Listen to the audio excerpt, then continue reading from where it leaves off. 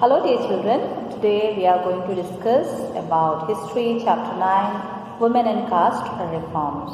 In earlier videos we have discussed the same chapter and the topics were condition of women and caste system and what led towards reforms.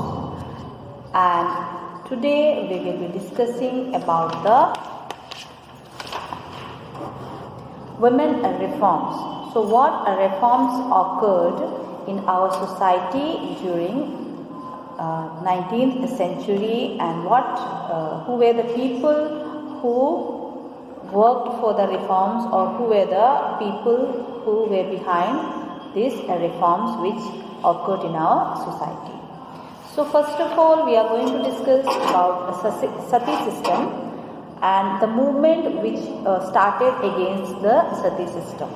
So Sati system जो है उसको सबसे heinous crime against humanity माना जाता है, यानी मानवता के खिलाफ सबसे जघन्य अपराधों में से एक माना जाता है। सती सिस्टम जैसा कि हम जानते हैं कि कोई भी औरत जब उसका पति का देहांत हो जाता है या पति की मृत्यु हो जाती है तो उस विधवा को उसके पति के साथ उसके फ्यूनरल प्राय यानी उसके चिता के साथ जला दिया जाता है।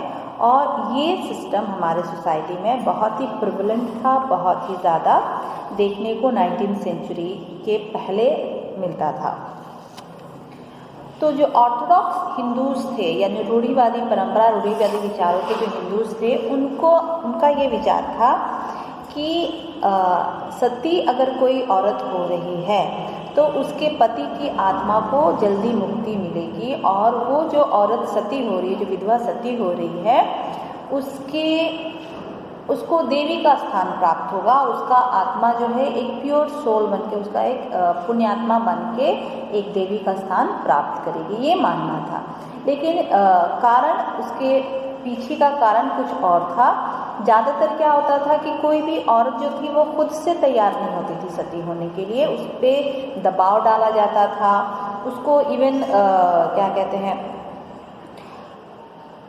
कुछ ऐसे चीज़ें पिलाई जाती जैसे अफीम वगैरह खिला दिया जिससे वो नशे में रहे और उस हालत में उसको सती कर दिया जाए, ऐसे भी हुआ करता था। तो हम एक मान सकते हैं कि सती जो था, सती सिस्टम जो सती प्रथा था, एक बहुत ही जघन्य एक ईविल एक कुरीति जो हमारे सोसाइटी में व्याप्त थी, हमारे समाज में व्याप्त था। तो इसके पहले इसको हटाने के लिए, सोसाइटी से इसको मिटाने के लिए सबसे पहले कदम उठाया था राजा राम मोहन रॉय ने। तो राजा राम मोहन रॉय को हम father of the modern India भी कहते हैं या रिफॉर्म्स के जो जनक हैं वो राजा राम मोहन रॉय को माना जाता है। राजा राम मोहन रॉय ने 1828 में ब्रह्मो समाज की स्थापना की थी। ब्रह्मो समाज जो था ये वुमेन्स कोज के लिए, औरतों के लिए ये काम करता था। और राजा राम मोहन रॉय के बारे में अगर मैं बताऊं तो एक बहुत बड़े वो इंटेलेक्चुअल और स्कॉलर थे, विद्वान व्यक्ति थे जिनको अलग अलग भाषाओं का ज्ञान था। अलग अलग भाषाएं मतलब संस्कृत, पर्शियन और इंग्लिश, इसकी भी उनकी नॉलेज अच्छी थी, बंगाली। और उन्होंने ये जो सोशल इविल्स थे सोसाइटी में या जो ये कुरीतियाँ थी इनके खिलाफ उन्होंने आवाज़ उठाई थी।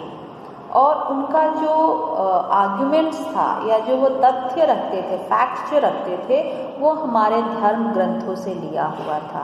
उन्होंने धर्म ग्रंथों को आधार बनाते हुए, जैसे हमारे वेद हो गए या हमारे पुराण हो गए या जो भी उपनिषद वगैरह हो गए, उन्होंने ये प्रूफ किया कि कहीं भी हमारे इन धर्म ग्रंथों में सती सिस्टम का उल्लेख नहीं है, सती सिस्टम का कोई एक जगह नहीं है और इसीलिए ये ह्यूमैनिटी के खिलाफ है, ये मानवता के खिलाफ है। तो उनका जो ये सती सिस्टम के अगेंस्ट जो उनका जो कार्य था उसको उन्होंने अपना एक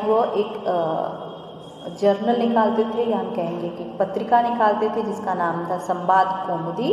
उसमें उन्होंने इसके खिलाफ, सती सिस्टम के खिलाफ बहुत सारे लेख लिखे, लोगों को अवेयर करने की कोशिश की, लोगों को जागरूक करने की कोशिश की और उनको सपोर्ट किया लॉर्ड विलियम बेंटिक। और जब वो गवर्नर जनरल बने लॉर्ड विलियम बेंटिक तो 1829 में सती को एक प्रोक्लेमेशन, एक कानून लाके सती सिस्टम जो है, प्रैक्टिस ऑफ सती को बैन किया गया, इसको इलीगल घोषित किया गया। तो हमने सती सिस्टम के बारे में जाना। And now we will be discussing about widows and remarriage, the condition of widows during the 19th century. तो विडोज का कंडीशन बहुत ही बुरा, दयनीय स्थिति था विधवाओं का। अगर देखा जाए तो विडोज को अमंगल, अशुभ माना जाता था। वो बाल नहीं रख सकती थी, बाल मुड़वा के रखना पड़ता था। सफ़ेद कपड़े पहनना है उनको, रिलीजियस सेरेमनी जैसे कि कोई धार्मिक पूजा पाठ हो रहा हो, कोई शुभ कार्य हो, उसमें हिस्सा नहीं लेने दिया जाता था। उनको एक समय भोजन करेंगे और वो भी कुछ खास भोजन ही है जो करेंगे, अच्छा भोजन उनको प्राप्त नहीं होता था। तो जो समाज सुधारक थे 19th सेंचुरी के, उन्होंने ये जो वुमेन्स का कंडीशन था, ये विधवाओं का जो कंडीशन था, इसके ऊपर उन्होंने आवाज़ उठाना शुरू किया। उन्होंने कहा कि इन कंडीशंस को बदलना चाहिए।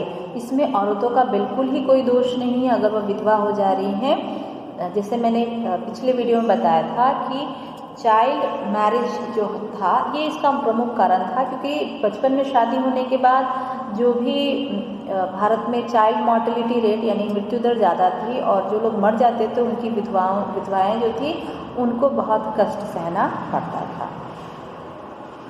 तो इसको सपोर्ट करने के लिए, विडोज़ को सपोर्ट करने के लिए ईश्वर चंद्र विद्यासागर जो है, उन्होंने सपोर्ट किया विडो रिमैरिज, यानी जो विधवाएं हों उनको दोबारा शादी करने का छूट दिया जाए या करने की छूट दी जाए। तो उन्होंने शास्त्र को पढ़ते हुए, शास्त्र में कहीं ये नहीं लिखा कि विडोज़ को रीमैरिज करना वर्जित है। अगर शास्त्र अगर हम देखें, अगर रामायण महाभारत भी अगर देखें तो उसमें भी है। रामायण में जैसे सुग्रीव की पत्नी जो थी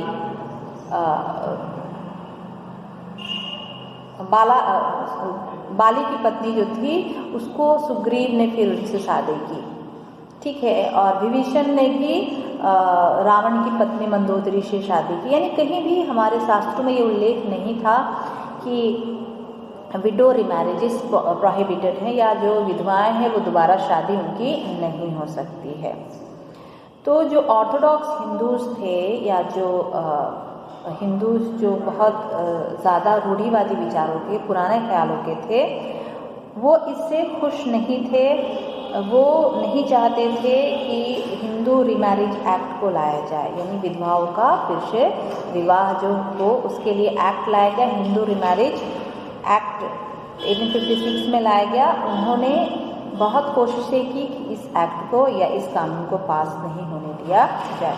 और भी बहुत सारे समाज सुधारक जैसे कि दयानंद सरस्वती जिन्होंने आर्य समाज की स्थापना की, विवेकानंद, जस्टिस रानाडे, उन्होंने वुमेन्स या औरतों के भलाई के लिए या विडो रिमैरिज एक्ट के फेवर में उन लोगों ने कैंपेन चलाया, उन्होंने प्रचार किया और इस रिमैरिज एक्ट को लागू करवाया।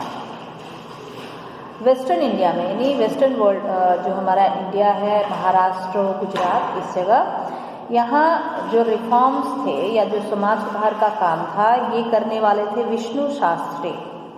उन्होंने विडो रिमैरिज एसोसिएशन का गठन किया था बॉम्बे में 1886 में, जहाँ विडोज़ को दोबारा शादी करने के लिए प्रोत्साहित किया जाता या उनको सहूलियत दी जाती थी।